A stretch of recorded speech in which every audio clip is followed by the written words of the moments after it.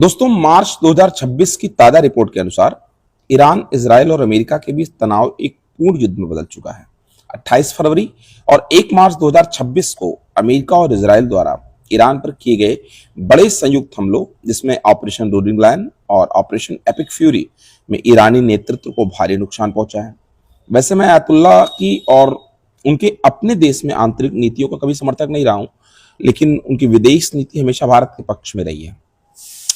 पर बात युद्ध की करते हैं। दोस्तों, इस युद्ध में ईरान के कई सारे इस्लामिक नेता और आर्मी लीडर की शहादत हो गई है।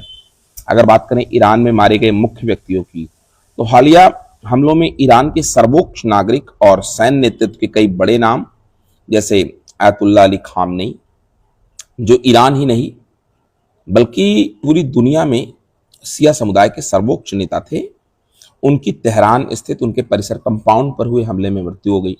हमलों में उनकी बेटी, दामाद, पोते की भी मौत की खबर है। इसके अलावा मोहम्मद पाकपुर, जो इस्लामिक रिवोल्यूशनरी गार्ड कॉर्प्स के कमांडर इन चीफ थे, अली समखानी, जो रक्षा परिषद के सचिव और सर्वोच्च नेता के वरिष्ठ सलाहकार भी थे, साले अस्ती, अतम अल अंबिया खुफिया निदेशालय के प्रमुख, और मोहम्मद सिराजी सैन्य ब्यूरो के प्रमुख, और अन्य कई सैन्य अधिकारी, कुल मिलाकर लगभग 40 जो सीनियर आर्मी कमांडर्स थे, इन सबको हमलों में अमेरिका ने मार दिया।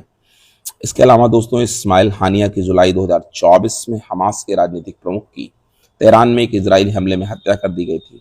और बात करें जून 2025 के युद्ध की, जो 12 दिनों तक चली थी, इस दौरान IRGC के पूर्व प्रमुख हुसैन सलामी, एरोस्पेस कमांडर अमीर अली हाजीजादे और परमाणु वैज्ञानिक फरीदून अब्बासी जैसे बड़े अधिकारी मारे गए थे।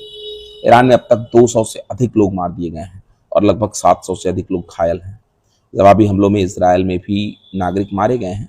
वैसे 3 अमेरिकी सैनिक भी लगता है मारे गए हैं। खामनेई की मृत्यु के बाद राष्ट्रपति मसूद पेजेश्कियन की अध्यक्षता में एक अंतरिम परिषद का गठन किया गया है। अमेरिका और इसराइल ने ईरान के परमाणु ठिकानों और सैन्य बुनियादी ढांचे को निशाना बनाया है, जबकि ईरान ने इसराइल और खाड़ी देशों पर अमेरिकी ठिकानों पर मिसाइलें दागी हैं। दोस्तों, मैं थोड़ा सा जहाँ रिकॉर्डिंग करता हूँ वहां से बाहर हूँ, इसलिए वीडियो हो सकता है कि थोड़ा सा हिल रही हो, लेकिन चलिए, मुझे उम्मीद है लगभग सही होगी वीडियो।